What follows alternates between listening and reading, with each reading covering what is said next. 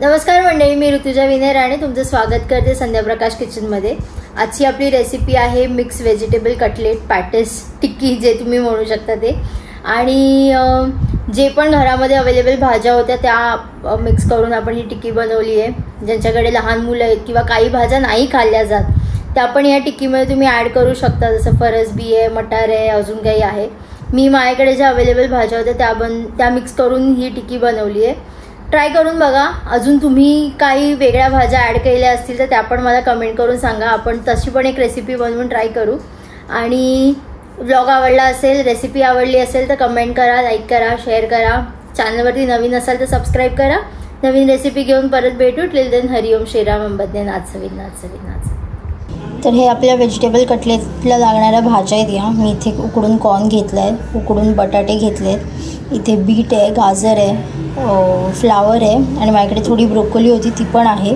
तुमच्याकडे अजून काही भाज्या असतील तुम्ही तुमच्या आवडीनुसार त्या ॲड करू शकता। कॅप्सिकम आहे, थोडा कांदा टाकू शकता, थोडासा टोमॅटो, असं अजून फरसबी किंवा असं काही भाज्या असतील तुम्ही तुमच्या आवडीनुसार त्या पण ॲड करू शकता। तर आता ह्या ज्या भाज्या आहेत आपल्या बीट, गाजर, फ्लावर, ब्रोकोली, आपण ह्याला किसून घेऊया।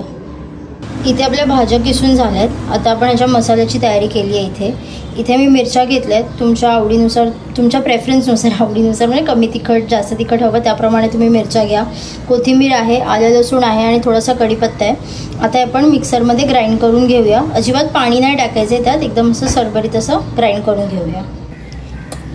इथे आपला मसाला तयार आहे ग्राइंड करून। आता हा आपण एका भांड्यात काढून घेऊया आणि आपले हे जे कॉर्न आहेत जे आपण उकडून घेतलेत त्याला पण असंच सरबरीत ग्राइंड करून घेऊया। मध्ये मध्ये कॉर्नचे दाणे राहिले पाहिजेत याप्रमाणे आपण त्याला ग्राइंड करणार आहे।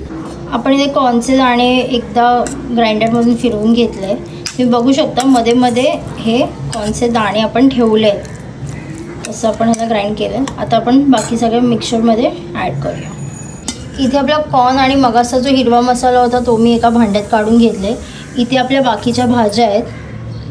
या भाज्या आता आपण गाजर आणि बीट तर असंच आपल्या मिश्रणामध्ये ॲड करू शकतो।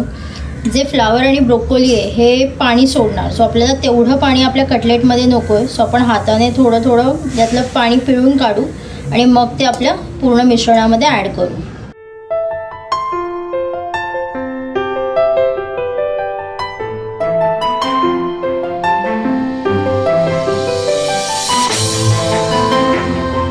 आपले मिश्रण तयार आहे। ह्याच्यामध्ये मी थोडासा कांदा आणि थोडी कोथिंबीर पण टाकली आहे। ह्याच्यामध्ये आता आपण टाकूया थोडंसं आमचूर,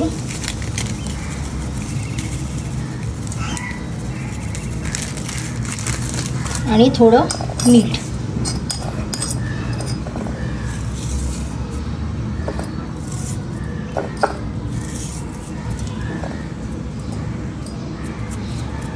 आपण याच्यामध्ये अजिबात मसाला नाही टाकला आहे, आपण मिरचीचं वाटण केलं आहे आणि बीट टाकल्यामुळे पण छान असा कलर येईल त्याला, रेड।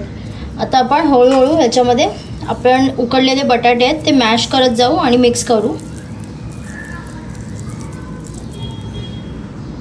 बटाटे मॅश करता करता मी यामध्ये थोडी हळद पण टाकली आहे। आणि आता हे जे आपलं पूर्ण मिक्सचर आहे ते प्रॉपर एक कटलेटमध्ये बाइंड होईत का आपण ह्याच्यामध्ये बटाटा ॲड करूया।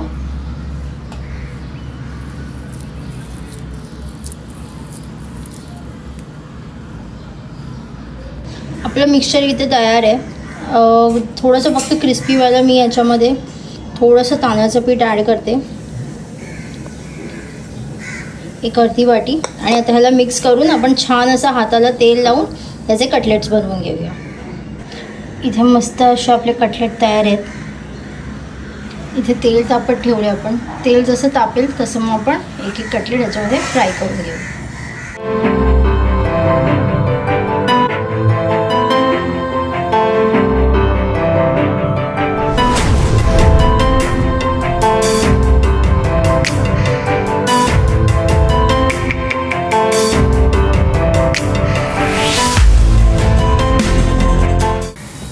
आपण याला पलटून बघूया।